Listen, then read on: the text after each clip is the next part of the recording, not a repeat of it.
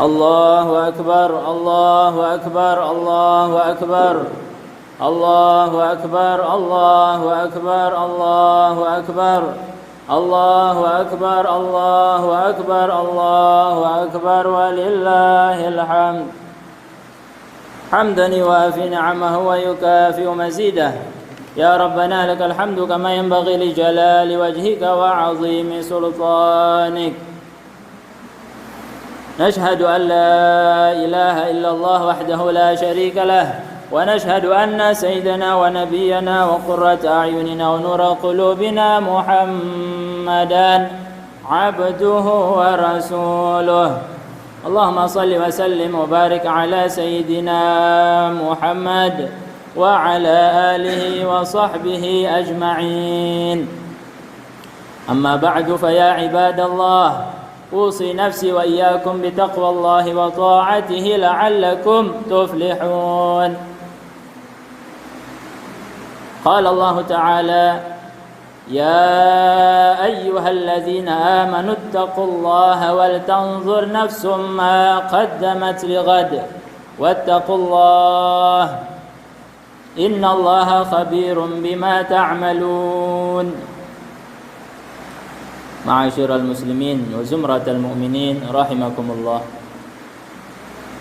Hadirin para santri Pesantren Darussalam Rabbaniyun Islamic School yang dirahmati Allah Subhanahu wa taala. Alhamdulillah kita telah merayakan, kita memasuki hari yang sangat mulia, Hari Raya Idul Adha.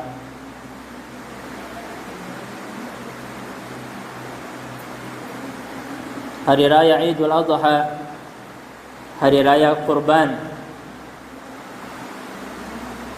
Hari Raya mendekatkan diri kepada Allah Subhanahu wa taala. Hari Raya Idul Adha mengingatkan kita tentang perjuangan, pengorbanan, keimanan dan keteguhan daripada Nabi Ibrahim alaihi salam, keluarga beliau dan anak beliau.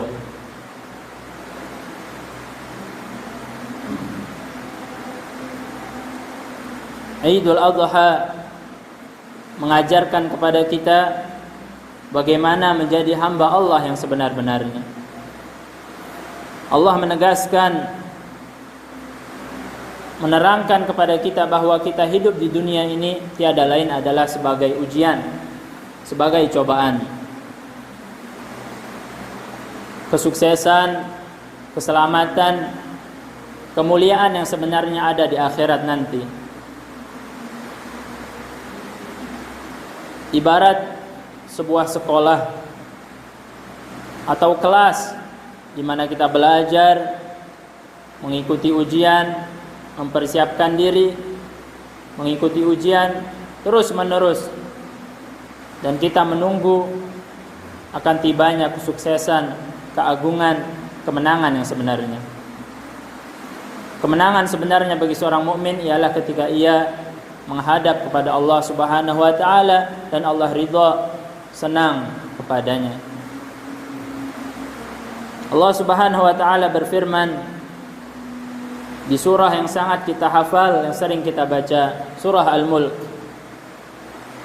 Bismillahirrahmanirrahim. Tabarakalladzi biyadihil mulku wa huwa ala kulli syai'in qadir.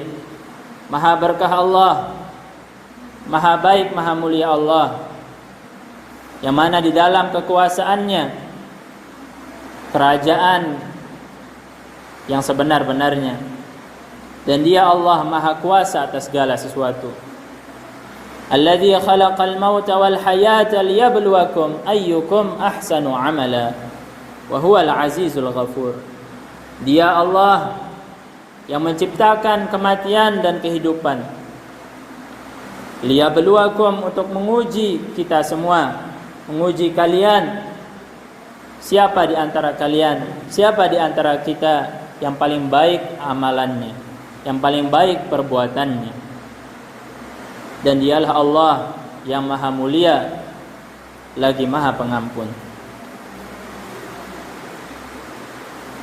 Jangan kita kira ujian, cobaan di dunia ini hanyalah hal-hal yang kelihatannya susah, kemiskinan, penyakit, kesusahan, hal-hal yang biasa dikira orang adalah itu hanyalah ujian.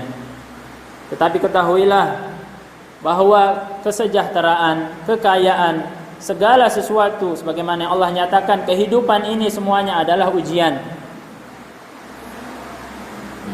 Kekayaan, kemudahan, kepintaran, semua adalah ujian dari Allah Subhanahu wa taala untuk menguji kita mana di antara kita yang bersabar dalam kesusahan dan mana di antara kita yang bersyukur dan mengingat Allah dalam kemudahan. Kullu nafsin dha'iqatul maut wa nabluukum bisyarri wal khairi fitnatan wa ilaina turja'un. Setiap manusia, setiap jiwa pasti merasakan kematian. Dan kami, Allah, menguji kalian, menguji kita semua dengan keburukan dan juga dengan kebaikan sebagai pengujian, sebagai cobaan.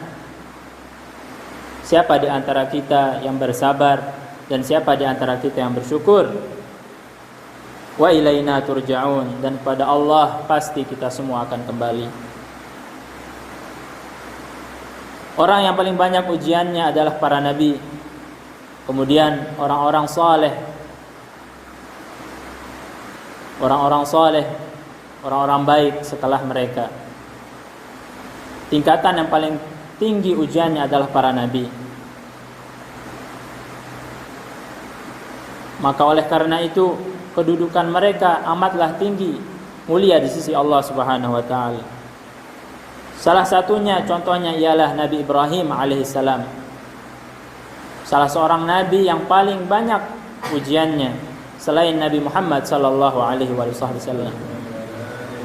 Nabi Ibrahim alaihissalam sebagaimana dinyatakan oleh Allah Subhanahu wa taala, wa idz ibtala Ibrahim rabbuhu bikalimatin fa atammahun. Ingatlah ketika Allah menguji Nabi Ibrahim alaihissalam bikalimatin, dengan ketentuan-ketentuannya yang banyak.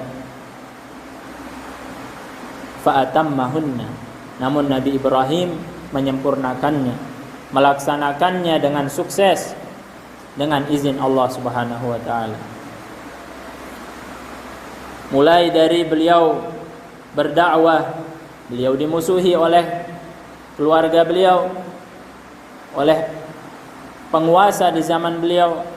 Beliau dilemparkan ke dalam api, dibakar, dan beliau tidak terbakar dengan izin Allah karena Allah sang pencipta api. Setelah itu banyak lagi ujian-ujian beliau. Beliau berdoa meminta dianugerahkan oleh Allah anak keturunan, namun Allah belum memberikannya. Terus menerus. Setelah Allah memberikan beliau anak keturunan, beliau diuji lagi oleh Allah Subhanahu wa taala untuk menyembelih anak beliau tersebut. Beliau bermimpi bahwa beliau menyembelih anak beliau. Mimpi seorang nabi adalah wahyu, perintah dari Allah Subhanahu wa taala. Beliau pun dengan yakin, dengan iman yang kuat melaksanakan mimpi tersebut. Namun Allah yang Maha Pengasih lagi Maha Penyayang tidaklah menginginkan hambanya tersakiti. Allah tidaklah menginginkan hambanya sakit, sedih, atau mati terbunuh. Allah tidak menginginkan hal tersebut. Maka Allah langsung mengganti Nabi Ismail alaihissalam ketika itu dengan sesembelihan, dengan domba sebagai ganti beliau disembelih. Perhatikanlah firman Allah Subhanahu wa taala, "Falamma balagha ma'ahu as-sa'ya qala ya bunayya inni ara fil manami anni adhbahuka fanzur madza tara." Ketika Nabi Ismail yang tadinya sangat dirindukan oleh Nabi Ibrahim, beliau menginginkan seorang anak, dan Allah menunda hal tersebut bertahun-tahun, puluhan tahun sampai beliau berusia tua. Lalu ketika telah diberikan seorang anak, apa ujiannya? Ujiannya ialah menyembelih anak tersebut. Ketika Nabi Ismail, putra Nabi Ibrahim, telah mencapai usia cukup dewasa, usia baligh, usia bisa membantu ayahnya bekerja. Ketika itulah Nabi Ibrahim bermimpi menyembelih putranya. Nabi Ibrahim berkata kepada putranya Nabi Ismail, "Ya bunayya inni ara fil manami anni azbahuka fanzur madza tara." Wahai putraku, sungguhnya aku melihat di dalam tidurku, di dalam mimpi, bahwa aku menyembelihmu. Maka lihatlah, perhatikanlah bagaimana pikiranmu, bagaimana pendapatmu. Bukan Nabi Ibrahim tidak yakin dengan mimpinya. Bukan Nabi Ibrahim tidak yakin bahwa putranya akan beriman juga sebagaimana imannya. Tapi Nabi Ibrahim ingin agar putranya juga ridha dengan ketentuan Allah, puas dan senang dengan keputusan Allah. Maka redaksinya seperti itu. Perhatikanlah bagaimana jawaban Nabi Ismail yang masih muda saat itu. Qala ya abati fa'al ma tu'mar satajiduni insyaallahu minas sabirin. Wahai ayahandaku, lakukanlah apa yang diperintahkan kepadamu, maka sungguh engkau akan mendapatkanku sebagai termasuk orang-orang yang bersabar. Sekali lagi, Allah tidak menginginkan menyakiti hambanya. Mimpi Nabi Ibrahim adalah sebuah ujian dari Allah. Allah ingin menguji kesabaran Nabi Ibrahim. Allah ingin menguji iman dan kepasrahan Nabi Ibrahim. Allah tidak menginginkan Nabi Ismail mati seketika atau disembelih. Tentu tidak. Allah hanya ingin menguji keimanan dan keteguhan Nabi Ibrahim. Ingin membuktikan kepada umat manusia bahwa ini Ibrahim, kekasih Allah, kecintaan Allah, bagaimana kuat dan besarnya, teguhnya imannya. Ketika Nabi Ibrahim sudah pasrah tunduk kepada perintah Allah, falamma aslama wa tallahu lil jabin.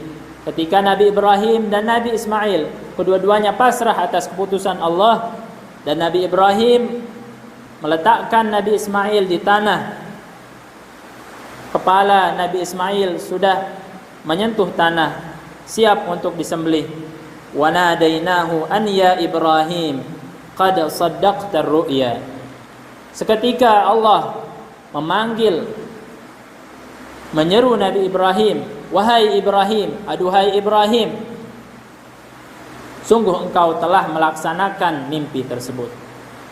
Nabi Ibrahim hendak menyembelih putranya, namun Allah menjadikan pisau yang tajam itu tidak mampu menggores, bahkan berbekas, tidak mampu berbekas di leher yang mulia Nabi Ismail.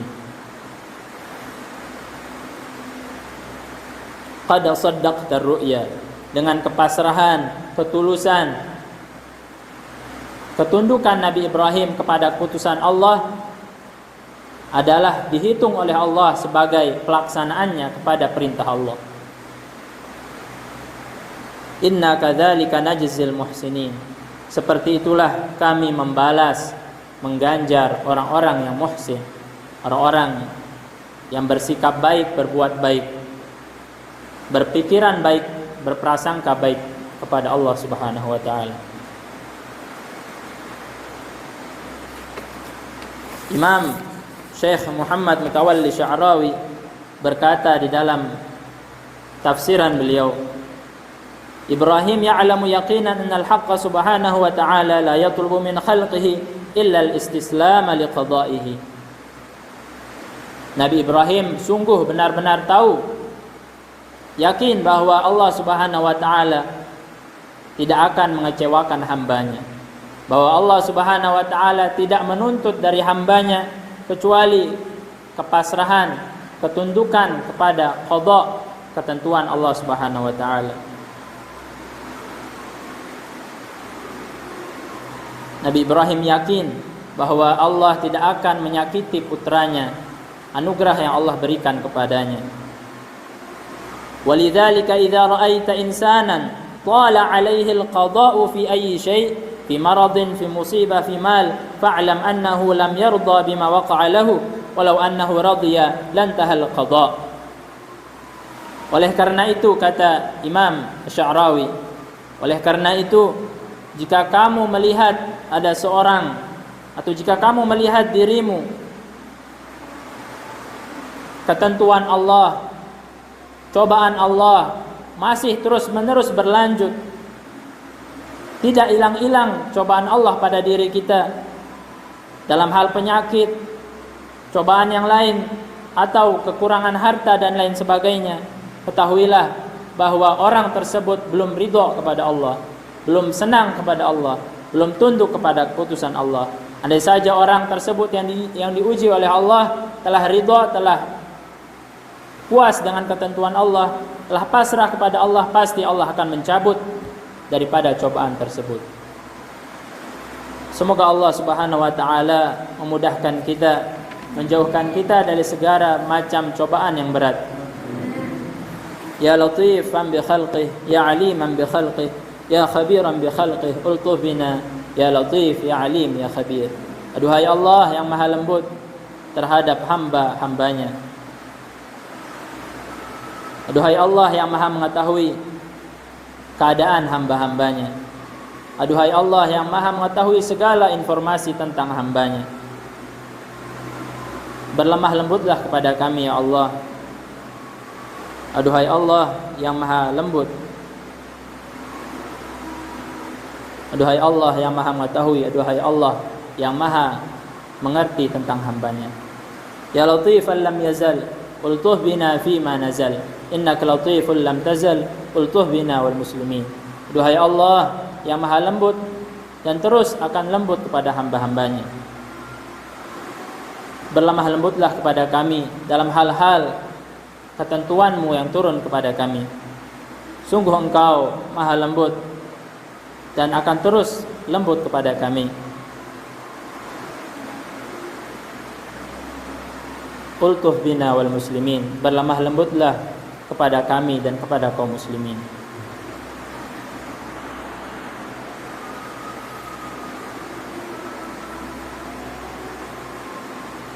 Inna kadzalika najzil muhsinin. Sungguh sebagaimana Allah membalas, memuliakan Nabi Ibrahim, seperti itu juga Allah akan memuliakan hamba-hambanya yang beriman. Seperti itu juga Allah akan memuliakan kita selama kita ihsan, selama kita terus berbuat baik dan berprasangka baik kepada Allah Subhanahu wa taala. Inna hadza lahuwal bala'ul mubin. Sungguh apa yang menimpa Nabi Ibrahim adalah al-bala'ul mubin, cobaan yang amat besar. Wa fadainahu bidzibhin 'azim. Kemudian Allah mengganti Nabi Ismail ketika itu dengan domba yang sangat besar, domba yang sangat mulia. Azim, segala sesuatu yang kita korbankan kepada Allah, pasti Allah balas dengan sesuatu yang besar juga. Waktu yang kita korbankan untuk belajar, menuntut ilmu demi mendapatkan ridha Allah, pasti Allah balas, Allah ganti, Allah muliakan kita dengan sesuatu yang azim juga, sesuatu yang agung, yang besar, insyaallah. Wa tarakna alaihi fil akhirin, salamun ala Ibrahim, kadzalika najzil muhsinin. Dan selain daripada domba yang tadi, Allah juga memuliakan Nabi Ibrahim. Wa tarakna alaihi fil akhirin, dan kami jadikan Nabi Ibrahim terus menerus diingat pada orang-orang yang datang berikutnya sampai akhir zaman. Saksikan setiap hari, setiap saat, setiap waktu orang umrah, orang tawaf di sekitar Ka'bah pasti mengingat Nabi Ibrahim. Salat di belakang makam Ibrahim, kedudukan Nabi Ibrahim, selalu diingat Nabi Ibrahim. dimuliakan oleh Allah Subhanahu wa taala. Bahkan kita setiap kali salat kita mengucapkan salam untuk Nabi Ibrahim dan keluarganya. Bukti bahwa Allah memuliakan Nabi Ibrahim. Salamun ala Ibrahim. Salam sejahtera atas Nabi Ibrahim dari Allah Subhanahu wa taala. Kadzalika najzil muhsinin. Sekali lagi Allah tegaskan, kadzalika najzil muhsinin. Seperti itu juga kami akan membalas orang-orang yang berbuat baik, orang-orang yang berbuat ihsan, yang berprasangka baik kepada Allah Subhanahu wa taala. Bahkan banyak sekali anugerah Allah kepada Nabi Ibrahim. Allah kembali menganugerahkan Nabi Ibrahim putra keturunan, yaitu Nabi Ishaq. Nabi Ishaq mempunyai keturunan lagi Nabi Ya'qub.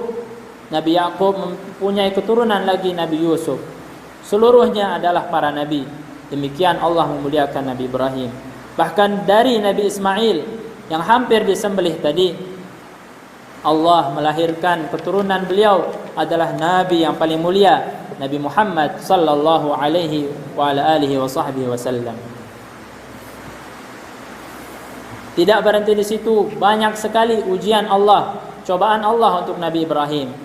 Salah satunya lagi, belum kejadian tersebut, Allah merintahkan Nabi Ibrahim untuk hijrah pergi ke kota Makkah. Sampainya di Makkah, padang pasir yang tandus, tidak ada kehidupan, tidak ada pepohonan, bahkan tidak ada air.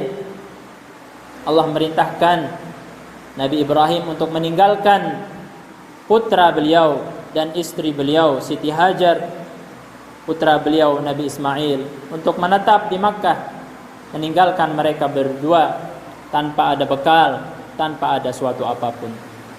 Ini juga ujian dari Allah Subhanahu wa taala. Ketika hal tersebut terjadi, Siti Hajar bertanya kepada Nabi Ibrahim, apakah ini ikhtiarmu? Apakah ini pilihanmu? Atau ini adalah perintah Allah Subhanahu wa taala? Nabi Ibrahim menjawab bahwa ini adalah perintah Allah Subhanahu wa taala. Serta langsung Siti Hajar menjawab, wallahu la yudayyi'una abada. Sungguh Allah tidak akan membiarkan, tidak akan mengacuhkan, sungguh Allah tidak akan menerlantarkan kami selamanya. Itulah iman Siti Hajar, itulah iman keluarganya Nabi Ibrahim. Nabi Ibrahim pun meninggalkan Siti Hajar dan putranya Nabi Ibrahim yang baru lahir tanpa ada air, tanpa ada makanan, tanpa ada suatu apapun, tanpa ada atap, di padang pasir yang dingin, yang panas. Namun karena iman Siti Hajar, imannya Nabi Ibrahim, perhatikan, Allah bakal memuliakan mereka semua. Bahkan Siti Hajar selalu setiap saat juga diingat oleh kaum muslimin, diingat oleh manusia sepanjang masa. Bahkan perlakuan Siti Hajar, perbuatan Siti Hajar ketika beliau mencari air antara bukit Safa dan Marwah, berlari-lari, itu pun diabadikan oleh Allah Subhanahu wa taala dan diperintahkan agar kita orang-orang yang melaksanakan haji dan umrah untuk melakukan hal yang sama seperti yang dilakukan oleh Siti Hajar demi memuliakan Siti Hajar. Bahkan itu dihitung sebagai rukun umrah dan rukun haji yang wajib dilaksanakan dan mendapatkan pahala orang yang melaksanakannya.